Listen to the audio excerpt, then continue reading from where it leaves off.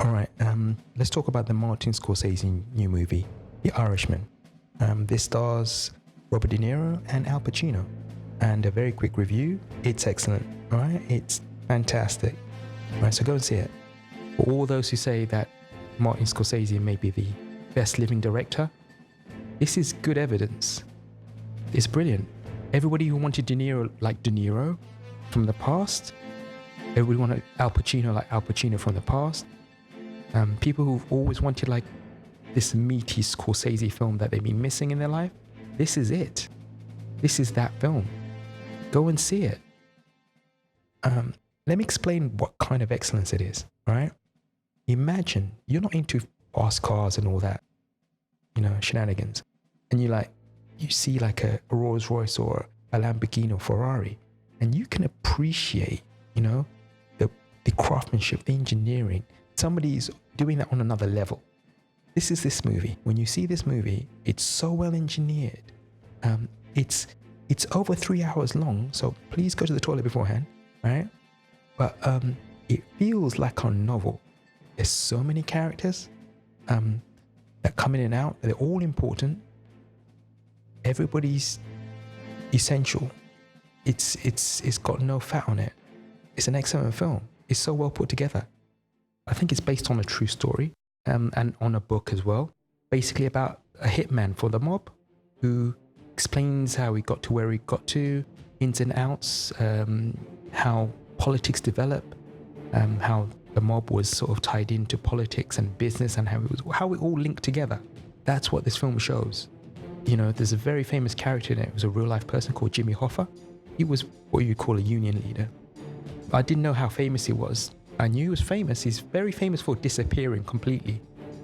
He disappeared off the face of the earth and nobody knows where he is. Nobody's found his body.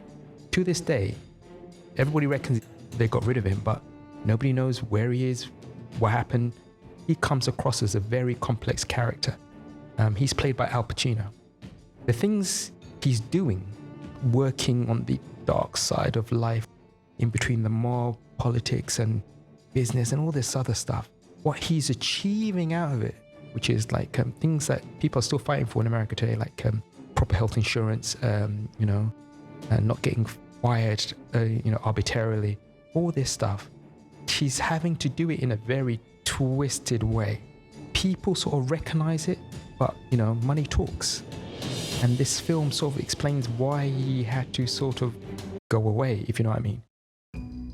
It's a really great role because it fills in a lot of gaps in American history and things that we think we know, but we only get like a glance off on the history page. But explains why these people were prominent and why there was so much aggro.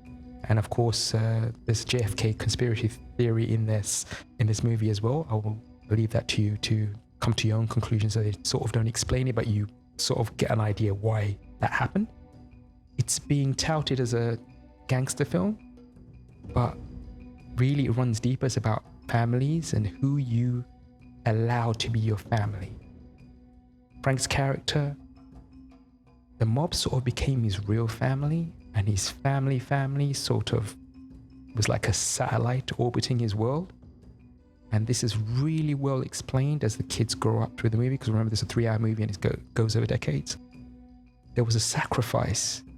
And when you're old and you're not OG on the block anymore, you're not that gangster, you all you got left is your family. What are you at the end of your life? If you've survived all these things, because a lot of Robert De Niro's characters, a lot of people die, obviously it's a gangster film, and he's around at the end. If you're talking about directors at their peak who know what they're doing because they've done it for so long, this is what you'd love for every director to be, to like accumulate all that knowledge and basically create like not necessarily a masterpiece, but to show that I know what I'm doing. And this is basically it. This is a master showing I know what I'm doing. He knows cinema. This film will win some type of Oscar. If it doesn't, it's going to be a crime. I mean, it doesn't matter which department, production design. I mean, they made the 50s look like the 50s. Everybody's like dressed correctly, looks amazing. everything, the makeup, the CGI, it's not jarring. Everything's really well done. You know, the colors, the art direction, the editing, to tell that complex movie in such a short amount of time. Even though it's 3.5 hours, like a lot happens. It's amazing. So now, if you're going to go and see it, the most important thing, go to the toilet beforehand. Yeah?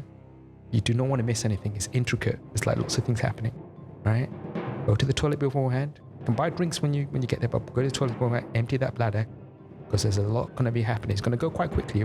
It's over 3 hours long, but it's going to go quite quickly. But you don't want your bowels to start going and you have to like run out. So yeah, go and see it, all right? Right now. Go away. Bye-bye. Take care.